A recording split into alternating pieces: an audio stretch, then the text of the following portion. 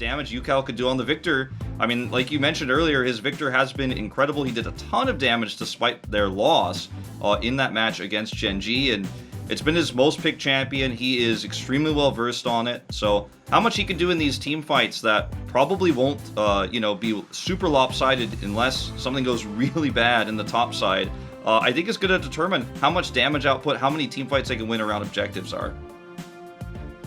Yeah, and the thing that I find really interesting is you were talking about the Orianna composition. When the Malphite came in, I was like, damn, this is a beautiful Orianna comp. But they decided that that's not really where they want to go. Fate a little bit more comfortable on the Azir, apparently. But I just feel like Orianna would have rounded out that teamfight comp so beautifully. It's still what they're going to go for, and will still have some shove. But we'll see whether this is going to be a better choice than what the orb-wielding lady would have been able to give them. As here we are onto the Rift for our first game of Day 4 LCK 2021. In the sand between those two players on KT roster. Yeah. When we're talking about when we're talking about UCal, we'll talk about 2018. When we're talking about Blank, we'll talk about 2020 over in Japan. As we've got a bit of a flash in here, as Croco just going to be obliterated. Samira locks down the dragon, and I don't know why Croco stood there. I actually wasn't about to get hyped because I thought, oh, he'll just quick draw away from this one. It's too dangerous. We'll have that huge damage spike. UCal running away from Summit here. As you can see, Zeus off to the side. It's a bit of a bait here set up. Gravity Field is fantastic. As Summit's going down incredibly low. The Emperor's Divide wasn't actually great. Sort of regrouped KT for them as Summit will burn down. But in the end, it is going to be a trade. Yeah, very aggressive move there. Like you say, Liv Sandbox being able to secure the Drake earlier is going to be helpful. Hextech Ultimatum here towards the top side as Summit says, I'm going to move slightly southwest. And that is going to save his life. Going to get all these plates. So the Rift Herald again. Going to funnel some more gold into Doran. And it's been, you know, the story of... I don't know whether it's going to really work out because as they're taking these Drakes, KT are taking more money on the map. So as time goes on and, you know, 10 minutes into the future... Oh, I'm going to hold that thought as Doran going down to about half health. Has to flash to get himself out. Croco right over there and Hextech Ultimatum. Well, Liv Sandbox now getting into position. As you can see, the Malphite lurking around the corner. And we'll be able to take down this control ward as UCal comes in for a little bit of poke. Onto Summit. Unstoppable Forces, of course, available in KT. Very aware of this fact as well as they Liv Sandbox push the mid lane. Hybrid can, of course, make it over with the Killer Instinct if he needs to. Because we've got a lot of posturing here for the first Infernal Drake of the game. Yeah, it's going to be KT trying to grab this blue away, but as they do, Drake party goes back over to Liv Sandbox. Look at Hybrid's positioning here, though. He's getting a lot of damage off on the side. And UCal is about to do a ton. I mean, he's already leading the damage here.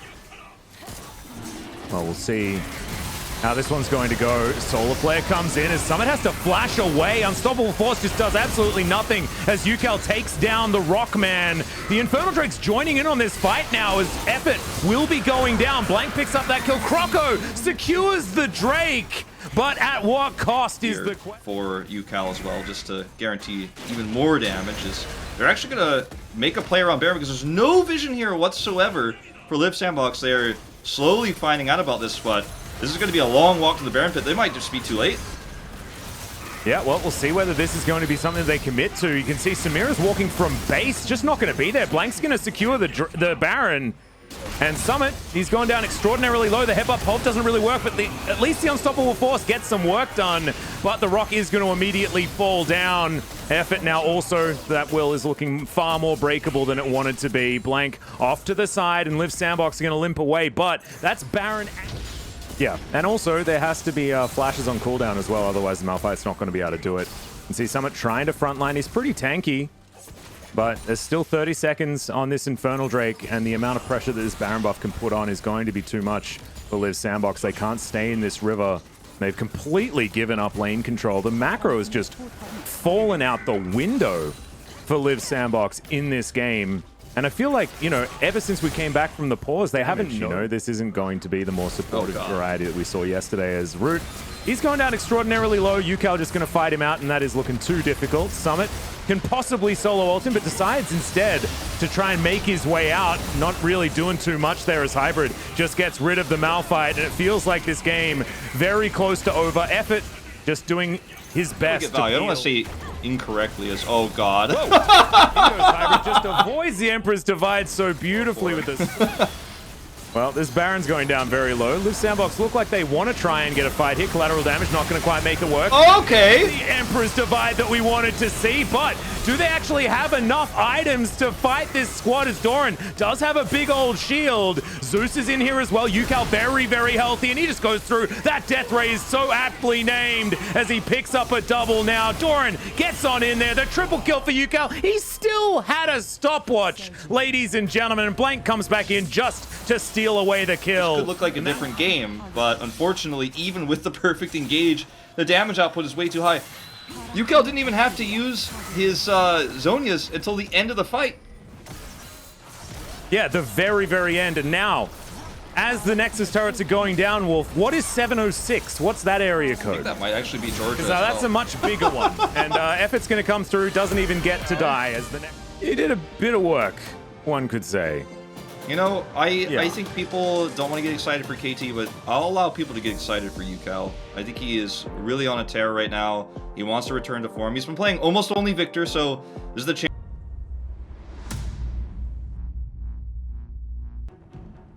Yeah, exactly. But they're going to have to do it pretty quickly. You know, this composition doesn't have all the longevity in the world. We've seen Samira comps really fall behind if they can't get going a little bit earlier on. Because you do need to be getting those resets, and if you can't get that first kill, then she doesn't do a whole lot. But it's a different comp out of KT as well. I mean, we saw Quinn, the self-counter pick into the Renekton is something that we were joking about last time she came through, but it felt like it, you know, this Quinn counter pick is something that has worked in, you know, other regions in the past, and sometimes it works here in Korea, but more often than not, it just feels like Renekton's fine. Yeah. Yeah, well, we'll see how it goes into game number 2 here as KT try to make it a 2-0 again. Then, I mean... Oh, there's the dice. Okay, so we've closed distance here, and Doran has to flash. This is the problem. With the Quinn, you only have 1 Volt. Going up there too much this game, but at least Summit gets this trade that's going to parlay into a Rift Herald, which can give him back some of that gold he's missing in the top lane if they make a play for that. Coming up very short state of the game, it's not enough. Oh, this might be a bit of a change as Root's trying to get that damage in. Solar Flare doesn't get the stun though as Croco. He finds Blank, and that's real dangerous. Killer Instinct. Oh, I could feel Hybrid just wanting fight it. Here. Definitely vision advantage right now. Or positional advantage and vision advantage to Live Sandbox. As Yukal's looking for a solo kill here. Summit's on his way. Yep, and he's surrounded by 5 people. Flashes forward, Fate, 1 more auto, and he will be able to get first blood, but he can't get there. Everyone collapses, and Yukal maybe a little bit overexcited. It's actually 6 gold behind at the moment. No! All of that 6 gold, as here's the flash Solar Flare, and that's another dead Yukal. All funneled the way they would have liked to have it.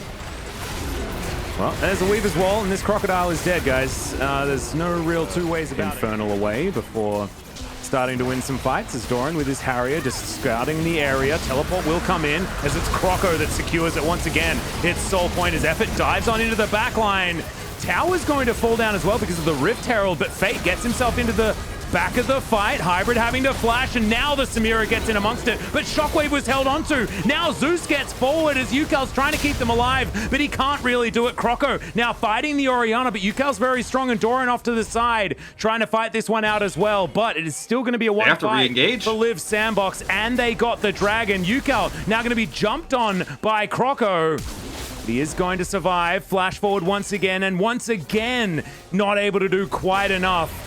As this fight is going on for so damn long, there's a blast cone here for Doran to use as he uses it to get rid of Summit, but he can't get rid of the kitty cat, who is going to die by the looks of things. Now Summit finds himself in an alcove, and he will be taken down. And I think that might even out. They want to use it as this blue buff just exiting his home for a few moments. Oh, There's now KT with some position, but in goes the Solar Flare, only getting a bit of a slow onto Yukal, who can now regain control. 3-man Shockwave right on the back line, but it hasn't actually locked anyone down. Heroic exit just to keep everyone alive. And the Weaver's Wall is going to split up the fight. Hybrid utilizing it now to lock down the Samira, and the entire bottom lane probably going to fall here. The Void Seeker, will it actually come out? The answer's no. but it looks like KT have done enough. That's a good knock up there onto Doran, but it's just not enough. The fight feels like it's already lost. Without the Samira, they're just not the same. Nope, certainly not. Once the Samira's gone, I mean, look at the damage output in that fight. 3 cards were stacked against them, but they fought beautifully. And Hybrid's flank on the side, he waited till the last possible moment to engage, did a lot of poke damage, and then the Weaver's Wall comes in very, very late into the fight when Liv Sandbox have utilized most of their utility and Samira is no longer relevant. We're going to see an attempt to take this Baron away, but not going to be successful. But that was a beautiful fight from KT. Really nicely done. That was a bit of a scary Baron because, of course, they don't have anyone that can really tank it as Solar Flare. It's going to stop Doran from getting onto his bird as Shockwave comes through on it. Yeah, I mean, I think for him, the objective, Atlas, here is to become his former self again and be dominant once more. Well, he's had a hangover ever since losing to Rookie, and I guess it's taken him 2 years to get over it, but it's good to see that maybe he has. As Doran, a little bit of a dicey position there, but no one's going to engage on him, and he's pretty quick on Valor right now. Again, a fight. Area spots out. KT has to win this fight once again. Like you said, that's the power of the soul point. Yep, over and over. Every time it gets easier, I guess, because you do have yourself a an Infernal Drake, you know, augmenting your stats. But now KT in position. The Drake's going to reset, though. This is going to be a 50-50. As Hybrid's getting poked out, these spears are powerful. As into the backline, there's the Shockwave! Special cow delivery, I love it! But the Infernal Soul does go over to Liv Sandbox. The fight is not over yet, but maybe it's beginning because the Samira is gone. Croco is gone. The other Croco, he's about to leave as well. As now Fate, he's trying to get out of there.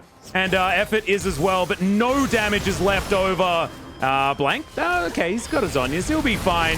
As Fate, maybe not so much. He won't be fine, actually. He's dead, but still they're going to win out this fight. They're probably going to get themselves an ace. As Doran is going to chase Effort to the ends of the earth. That's the double kill for the Quinn, and this may just be the game. They're trying to push for it here. The inhibitor is shoved down already, and they're just looking at finishing this game. I mean, they were potentially thinking about it, but with the low death timers, and we're still only 28 minutes into the game. Any sort of fight from now on, the game is just done, but I thought there might have been a window. Weaver's Wall going to come through as Samira going to be able to block it off, as you can see right there. But in the back of the fight, you can see Croco just going to be taken down by Doran. He's so strong on this Quinn, as Effort also going to feel the pain.